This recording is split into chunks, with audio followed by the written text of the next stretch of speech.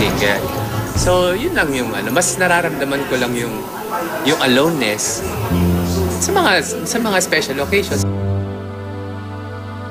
Isang kadugong hangat ay ang matanggap ng kanyang mga mahal sa buhay. Isang panalangin hindi naman ipinagkait kay Bibi Gandang Hari. Nang lapatan ng pagmamahal ang kanyang sakit. Laking pasasalamat ni Bibi Gandang Hari sa suportang kanyang tinatanggap mula sa kanyang pamilya habang nagpapagaling sa isang ospital. Isang matinding impeksyon umano ang dahilan ng pagkakakonfine ni Bibi ayon sa kanyang kapatid na si Robin Padilla. Ngunit walang mas mabisang lunas sa anumang iniindang sakit ng katawan kundi ang makitang nagbubuklod-buklod ang mga mahal sa buhay ni Bibi. Bibi described the overwhelming support of his family as a healing love. Pero tulad ng alam ng lahat, tanging si Robin na lang umano ang nananatiling malayo ang loob kay Bibi, bunga ng pinili nitong kasarian. Ngunit ang pagkakasakit ni Bibi ay kinakitaan ng malasakit mula kay Robin.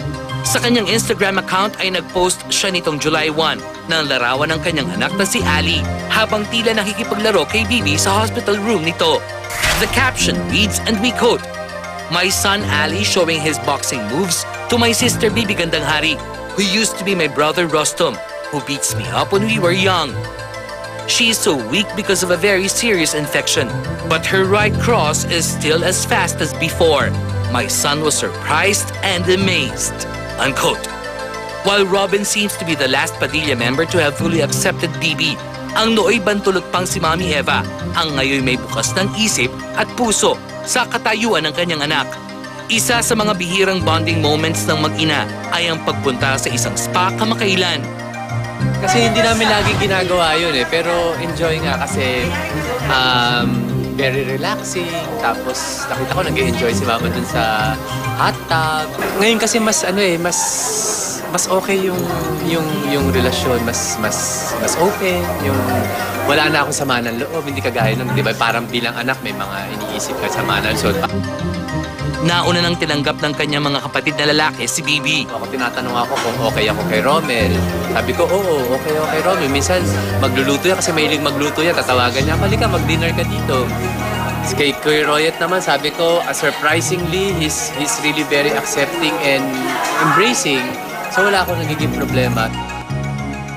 Noon pa man daw, ay nauunawaan na ni Bibi kung bakit naging mahirap sa kanyang pamilya na tanggapin ang kanyang pagbabago. Kasi ako naman kasi yung paalis-alis, di ba? Ako yung lagi nasa Amerika, darating. That's why you constantly pray for peace para maayos yung lahat. Sana magkaroon ng peace para wala nang kaso. Parang mamabalik lang yung dati. Kasi sila yung natatakbuhan mo, sila yung nakakausap mo, sila yung pinagkakatiwalaan mo more importantly. Yung mga moments, syempre nagiging emotional kapag nagsasalita, especially nanay yung kausap mo. Diba? And Mama naman she understands actually at sa mga sinasabi niya sa akin, doon naman ako na nako-comfort. Finally, the need to grow old with someone has dawned on Bibi. Talaga yatang ang tao itinalaga para may makasama, di ba? Kasi in the end, yung mga pamilyang kasama mong lumaki, magkakaroon ng pamilya at may makakasamang ibang tao, at magiging asawa nila yan, magiging may mga anak sila, pamilya. So, napakahirap sa isang gay na i-expect ng pamilya to be alone. Di ba? Kasi lahat tayo kailangan natin ng kasama sa pamilya.